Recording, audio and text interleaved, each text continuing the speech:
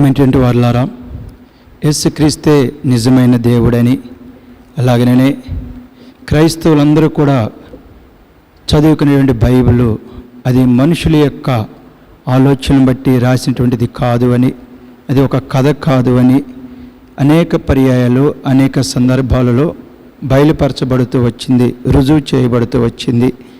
కానీ నేడు ఇంకా అనేక మంది యేసుక్రీస్తు వారు దేవుడు కాదు అని, బైబిల్ యేసుక్రీస్తు వారి చేత దేవుని చేత రాయించబడలేదని మాట్లాడేటువంటి వారు అవివేకులు, అజ్ఞానులు చాలామంది ఉన్నారు. ఈ సమయంలో యేసుక్రీస్తు వారు నిజమైనటువంటి దేవుడు అని, బైబిల్ గ్రంథము ఆయన రాయించినదే అని తెలియపరిచేటువంటి మరొక రుజువును మనము జ్ఞాపకం చేసుకుంటే, ఈ లోకములో అనేక విషయాలు యేసుక్రీస్తు వారి నిజమైనటువంటి దేవుడని రుజువు చేయబడుతూ వచ్చింది. అందులో కొన్ని రోగాలు కూడా ఉన్నవి. ఈ దినాన అనేక రోగాలు ప్రపంచాన్ని పట్టి పీడిస్తూ మరణానికి మానవుని అప్పగిస్తూ ఉన్నవి. అలాంటి రోగాల్లో ఒక రోగము ఎయిడ్స్. ఈ ఎయిడ్స్ని మనము జ్ఞాపకం చేసుకున్నట్లయితే ఈ యొక్క మానవుల యొక్క చరిత్ర ప్రకారముగా 1915 అలాగే 1941 ఇవన్నీ కూడా క్రీస్తు శకం 1915 1941 మధ్యకాలంలో ఆఫ్రికా ఖండంలో కొంతమందిని లేకపోతే చింపాంజీల్లోనూ ఎయిడ్స్ రోగము కలిగినట్లు కనుగొన్నారని కొంతమంది మాట్లాడేటి వారుగా ఉంటారు. కానీ చరిత్ర ప్రకారముగా 1985 క్రీస్తు శకం జూన్ 18వ తేదీన ఎయిడ్స్ రోగం అమెరికా దేశంలో ప్రిమెంట్ వాళ్ళ డాక్టర్ల ద్వారా రుజువు చేయబడుతూ వచ్చింది. ఇది ఈ భూగోళికంగా శాస్త్రజ్ఞులు లేదా సైంటిస్టులు లేకపోతే డాక్టర్ల ద్వారా తెలియపరచబడింది. 1985 జూన్ 18వ తేదీన అమెరికా దేశంలో హెచ్ఐవి ఎయిడ్స్ గురించి రుజువు చేయబడుతూ వచ్చింది. ఆ హెచ్ఐవి ఎయిడ్స్ లక్షణాలు మనం జ్ఞాపకం చేసుకుంటే, హెచ్ఐవి ఎయిడ్స్ సోకకు ముందు స్త్రీ కానీ పురుషుడు కానీ ఎంతో బలముగా, అందముగా, ఆరోగ్యముగా ఉంటారు. హెచ్ఐవి ఎయిడ్స్ సోకిన తర్వాత క్రమేణా వారు బలము కోల్పోయేటువంటి వారుగా ఉంటారు, అందము కోల్పోయేటువంటి వారుగా ఉంటారు. అంత మాత్రమే కాదు, వారి యొక్క మాంసము కూడా క్షీణించిపోయి ఎముకలన్నీ కూడా బయటపడేటువంటివిగా ఉంటవి. ఆ రోగాన్నే ఒక 20-30 సంవత్సరాల క్రితము మన తెలుగు రాష్ట్రాల్లో తెలియక పల్లెటూరులో ఉండేటువంటి వారు ఎండు రోగము అని మాట్లాడతారు. ఎందుకంటే మనుషుని చూచినప్పుడు వారంతా ఎండిపోయినట్లుగా ఉంటారు. ఎముకలన్నీ కూడా బయటపడి యొక్క చర్మము ఎముకలకు అంటుకొని ఉంటుంది. అందుని బట్టి ఎండు రోగము అని పిలిచేటువంటి వారుగా ఉన్నారు. తర్వాత కొంత లోక జ్ఞానము, టీవీలు ఇవన్నీ వచ్చిన తర్వాత అది ఎయిడ్స్ రోగము అని తెలుసుకున్నారు. ఈ ఎయిడ్స్ రోగము ఎలాగొస్తుందో మనకు అందరికీ తెలుసు. ఒక స్త్రీని లేకపోతే ఒక పురుషుణ్ణి భర్తగా, భార్యగా కలిగి ఉండి ఈ సంసారం చేసేటప్పుడు ప్రేమేంటి వారులారా వారు ఆరోగ్యముగా ఉంటారు. అలాగూ కాకుండా శరీర సంతోషం కొరకై తన యొక్క భర్తను, తన యొక్క భార్యను కాకుండా ఇంకా అనేక మంది స్త్రీలతో, పురుషులతో వారు ఆ సంసారము యొక్క సంభోగము చేసినప్పుడు వారికి ఆ రోగం వచ్చేటువంటిదిగా ఉంటుందని డాక్టర్లు చెప్పి, మీరు జాగ్రత్తగా ఉండండి, మీ భార్యతోనే, మీ భర్తతోనే మీరు సెక్స్కు సంబంధించినటువంటి ఆ వ్యవహారాలలో పాలుపొందులు పొందండి.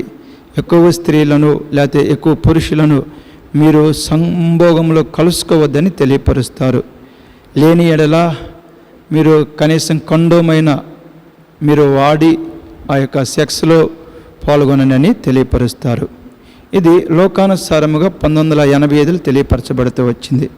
ఎందుకు ఈ ఎయిడ్స్ గురించి నేను తెలియపరుస్తున్నానంటే, యేసుక్రీస్తు వారు దేవుడు అని ఈ బైబిల్ గ్రంథము దేవుని చేత రాయించబడిందని రుజువుపరిచేదాని కొరకై ఈ యొక్క ఎయిడ్స్ గురించి క్రీస్తు పూర్వము 970 నుంచి 930 వరకు జీవించినటువంటి ఒక రాజు ఉన్నాడు. ఆయన పేరే సొలొమోను రాజు. ఆయన ఎంతో జ్ఞానము కలిగినటువంటి వాడు అని బైబిల్ గ్రంథం తెలియపరచబడుతూ వచ్చింది.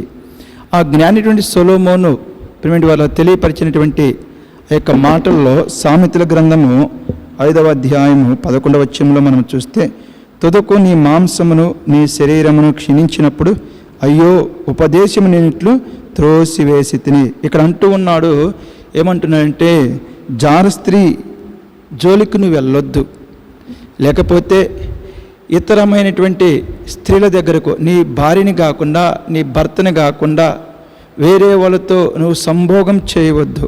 కిందకు వచ్చినట్లయితే ఏమంటారంటే నీ సొంత కుండలో నీళ్లు పానం చేయము, నీ సొంత బావిలో ఉబుకు జలము త్రాగుము. అది మాత్రమే కాదు, నీ యవ్వన కాలపు భార్య యందు సంతోషించుము, లేకపోతే నీ యవ్వన కాలపు భర్త యందు సంతోషించుము. అలాగూ కాకుండా వేరే పురుషుణ్ణి, నా భార్యని కాకుండా నా భర్తని కాకుండా ఇంకా అధికమైనటువంటి స్త్రీలను పురుషులను నేను సంభోగం కొరకు ఏర్పాటు చేసుకుంటాను అని నువ్వు అన్నట్లయితే నీ యొక్క మాంసమును నీ శరీరమును క్షీణించిపోతవి. బహు జాగ్రత్త. ఎక్కువ స్త్రీల మందితో నువ్వు సంభోగంలో పాలు పొందవద్దు, ఎక్కువ పురుషులతో నువ్వు సంభోగంలో పాలు పొందవద్దు. అలాగున నువ్వు చేసినట్లయితే నీవు ఆరోగ్యంతో ఉంటావు. అలా కాకుండా ఎక్కువ స్త్రీలతో ఎక్కువ పురుషులతో సంభోగంలో పాల్గొనినట్లయితే నీకు అనారోగ్యం వస్తుంది, రోగం వస్తుంది. ఆ రోగము నీ యొక్క మాంసమును నీ శరీరమును క్షీణింపజేస్తుంది అని జ్ఞాని అయినటువంటి సొలొమోను క్రీస్తు పూర్వము 970-930 మధ్య కాలంలో తెలియపరిచాడు.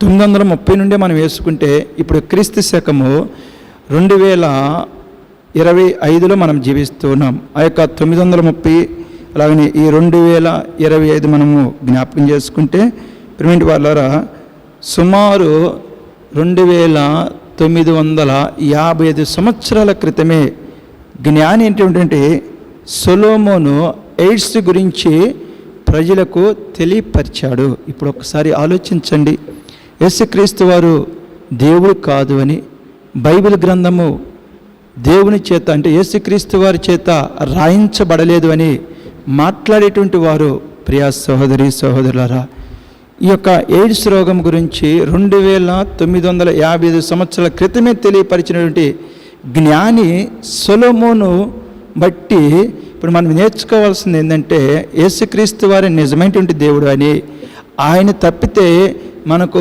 మోక్షానికి స్వర్గానికి మార్గము లేదు అని జ్ఞాపకం చేసుకొని ఇప్పటికైనాను మీరు బైబిల్ గ్రంథాన్ని చదువుచు దాని యందు విశ్వాసం ఉంచి యేసుక్రీస్తు వారిని మీ సొంత రక్షకునిగా అంగీకరించి మీరు పరలోక రాజ్యానికి వారసులు కావాలని, అలాగని ఈ భూలోకంలో కూడా నెమ్మదితో ప్రశాంతతతో ఆహ్లాదకరమైన జీవితాన్ని మీరు అనుభవించాలని ప్రేమపూర్వకంగా తెలియపరుస్తూ ఉన్నాం. యేసుక్రీస్తు వారు నిజమైనటువంటి దేవుడు అని బైబిల్ గ్రంథము ఆయన చేతనే రాయించబడిందనే దానికి ఇదొక ప్రేమిటి వాళ్ళ ఉదాహరణగా మేము తెలియపరిచినప్పటికీ ఇది రుజువు, ఇది చరిత్ర, ఇది జరిగినటువంటి సంఘటన, ఇది నిజము అని మీరు తెలుసుకొని యేసుక్రీస్తు వారిని మీ సొంత రక్షకునిగా అంగీకరించవలసిందిగా ప్రేమపూర్వకంగా తెలియపరుస్తూ ఉన్నాం. Praise the lord.